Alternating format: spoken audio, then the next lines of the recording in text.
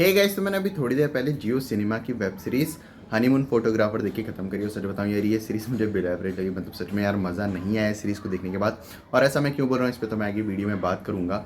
अगर मैं इसकी कहानी की बात करूँ तो ये कहानी कुछ ऐसी है कि एक कपल है जो हनीमून पे जाता है और अपने साथ एक फोटोग्राफर को लेकर जाता है ताकि वो अपने अच्छे मोमेंट्स को कैप्चर कर सकें। लेकिन कहानी में ट्विस्ट तब आ जाता है जब इस कपल में से जो हस्बैंड रहता है इसकी डेथ हो जाती है। डेथ नहीं होती, मर्डर हो जाता है। तो ये मर्डर किसने किया है, क्यों किया है, ये सब जानने के लिए तो आपको ये सीरीज़ देखनी पड़ेगी। अगर मैं इस स्क्रीन पे की बात करूँ तो पर्सनली मुझे इस सीरीज़ के स्क्रीन पे बहुत ज़्यादा थका हुआ लगा, क्योंकि जिस तरह से ये सीरीज़ स्टार्ट होती है अपनी पूरी सिचुएशन को एस्टैब्लिश करती है। मैं कैरेक्टर के साथ इंट्रोड्यूस कराया जाता है, बताया जाता है कैरेक्टर्स किस तरह के किस सिचुएशन में क्या कुछ कर रहा है।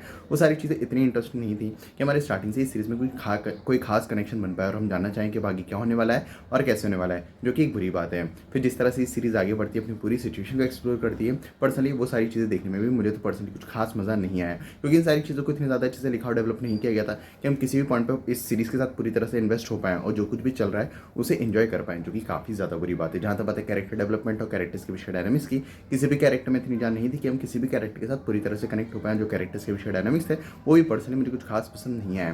ट्विस्ट एंड टर्न्स के नाम पे भी आपको ज़्यादा कुछ देखने को नहीं मिलता है। ये पूरी सीरीज़ काफ़ी ज़्यादा प्रेडिक्टेबल और स्लो और बस चलती रहती है। कोई भी ट्विस्ट ऐसा नहीं है जो आपको शॉक या सरप्राइज कर पाएगा। कोई भी पॉइंट ऐसा नहीं है जो आपको इस सीरीज़ के साथ इंगेज कर पाएगा, जो कि एक बहुत ज़्यादा बुरी बात है। और भी काफ़ी सारी चीज़ें जिन पे बात की जा सकती है, लेकिन अगर मैं उन चीज़ों पे बात करने गया तो जो थोड़ा बहुत मज़ा आपको इस सीरीज़ को देखने के दौरान आने वाला है वो भी नहीं आएगा, इसलिए मैं उन चीज़ों पे बात नहीं कर रहा हूँ। बात करूँ एक्टर्स की परफॉर्मेंस की, तो सभी एक्टर्स का काम बिलो एवरेज है। किसी भी एक्टर का काम ऐसा नहीं है कि आपको देखने में मज़ा आए और इन एक्टर्स के कारण आप ये सीरीज़ देख पाओ, ऐसा बिल्कुल भी नहीं होता है।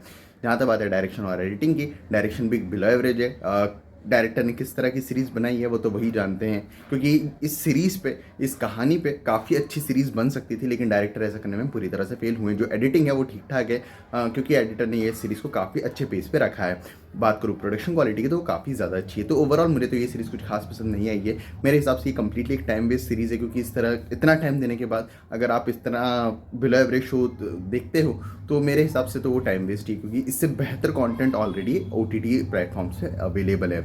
इसी कारण तो मैं तो ये शो रिकमेंड नहीं कर पाऊंगा। लेकिन फिर भी अगर आप लोगों ने ये शो देख लिया तो मुझे कमेंट्स में जरूर बताना कि आपको ये शो कैसा लगा। बाकी मिलते हैं अगली वीडियो में, तब तक के लिए जय हिंद, जय भारत।